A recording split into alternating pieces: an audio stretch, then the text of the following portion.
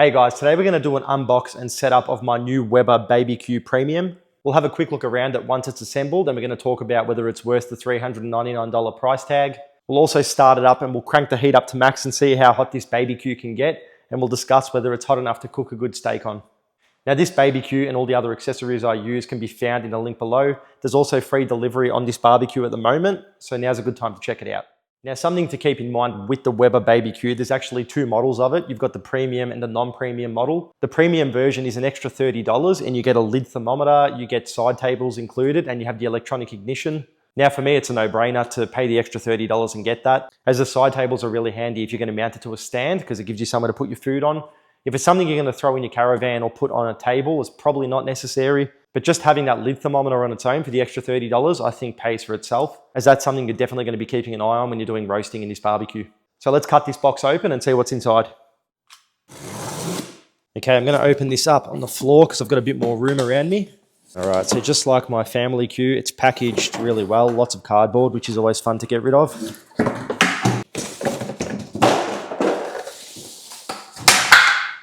Now this is my favorite part of the unboxing, seeing the brand new lid untouched. All right, is it light enough to lift with one hand? Yep. There's a lot less in this box compared to the family queue. There it is, just got your grill grates in there and just a couple of accessories. And there's the barbecue. So setup, I'd imagine, is going to be really fast with this. With the family queue, I had to assemble a whole cart, which took ages. So we're going to be able to get this set up really fast and start cooking on it. Here's the fat catch tray, that drawer that slides in. All right, keep in mind I'm doing all of this with one hand, so it's a bit more difficult. All right, same as all the other models, you get the fat catch tray. You just get one with the barbecue, but buy these in a 10 pack and then you can just change them out when they fill up or when you clean the barbecue. So that drops in there. And this drawer just slides into here. There you go, nice and practical. All right, in this box we've got the side tables.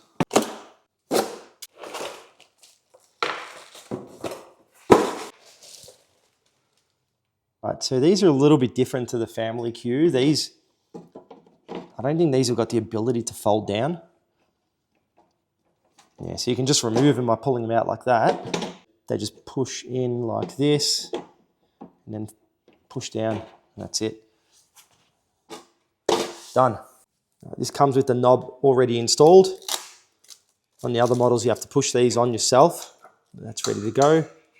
Okay, now we've just got to install a lid thermometer and the handle. There's a small groove there, which this little tab slips into. All right, time to put the handle on. So this is probably the only tool we're going to need for the whole build. It's just a Phillips head screwdriver. So this little piece just goes like this into there. All right, there's the handle installed on it. The grill grates come pretty well protected in this cardboard. That's it. All right, so they just sit on there like that. All right, so there you have it. That's a full Weber BBQ assembled in under 10 minutes. Majority of this barbecue is already put together. You're just clipping a couple of things on and just screwing a handle and thermometer on. All right, there's one thing I forgot to do, and it's put this battery in.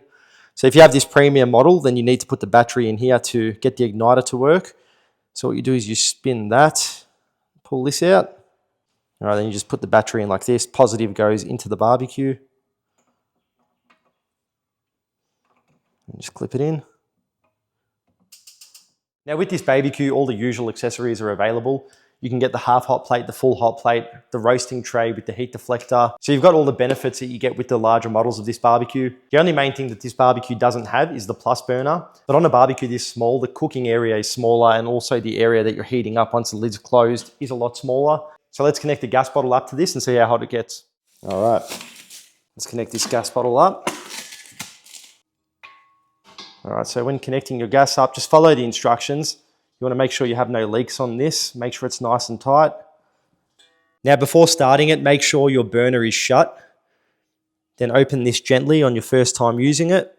Or you can put this barbecue into bypass mode, and then you're not going to get the normal heat that you would normally get. All right, let's close the lid down and we'll see how hot this barbecue can get. I'm curious if it's going to get as hot as the family Q that has the extra burner. It's been about 10 minutes and we're just hitting 300 degrees now. If I leave this barbecue on longer, it'll actually get hotter than 300, so that's pretty impressive. That's running at similar temperature to what the family Q runs at. And like I said, that's got the extra burner. So just having the smaller cooking area here obviously makes a difference. So it's obviously easier to heat up with less gas being pumped into it. So this little barbecue being able to hit 300 degrees is pretty impressive. In my opinion, any barbecue that can hit 300 and above is going to be able to sear a good steak, but we'll need to put that into practice. In my next few videos, I will do some tests. I'll sear a steak on it and see if it can do as good of a job as my family Q. I'll also be doing a more in-depth review video on this barbecue once I've done a few cooks on it. Now, is this Weber BBQ worth that $399 price tag? You can get the non-premium one a little bit cheaper, but like I said, that extra $30 for the premium model, to me, you're better off doing that just for the thermometer alone, but you've also got the side tables, which do unclip. So if you do want to make this barbecue really compact, you can just pull those side tables off and store them inside the barbecue. You're also getting Weber quality when you buy a barbecue like this. I know there's cheaper versions and copies out there that are probably $100 cheaper, maybe $150 cheaper, but are they going to last as long as this? I'm going to say no. I'm sure they'll cook good at first, but then over time, they're probably going to start to fall apart and rust and just get weaker and break. You've also got a 5-year warranty on the BBQ. Fortunately, I've never needed to use the warranty, but what I've heard from other people is that Weber are really good with it. If you do need any replacement parts, they're pretty quick to send them out to you and they don't make life hard for you, which is a good thing. And there's also tons of aftermarket accessories for the BBQ. If you just jump on Amazon and have a browse, there's so many different parts and things you can buy for them. So if in the future you do need to replace your grills or your burner tube, all those parts are really easy to find. So to me, it is worth the investment. I'm obviously going to know more once I do a few cooks on it, but the quality of this barbecue looks pretty much identical to my family Q that I've done a whole bunch of cooks on. And I know how well that barbecue's held up. This is literally a replica, just a smaller version of it. So just showing you how light this barbecue is. That's got the grill grates inside it. If this is something you want to just throw into the side compartment of a caravan or something like that, this is really easy to lift in and out once the side tables are unclipped off it, obviously. So portability will not be an issue with it. I'll just give you a quick measurement. 700 mil is enough. I think it's a bit under 700, but if you've got 700 mil of space, you'll fit this barbecue with no dramas. And the height, you're looking at roughly about 430 mil is the height to the top of it there. So go and measure up your area, see if you can fit the barbecue where you want to put it. But in my opinion, you don't really want to go any smaller because you're not going to have enough room to cook on. Now, as I mentioned earlier, this barbecue can be found in the link below. It's available in 3 different colors. You've got the black, the red, and the gray.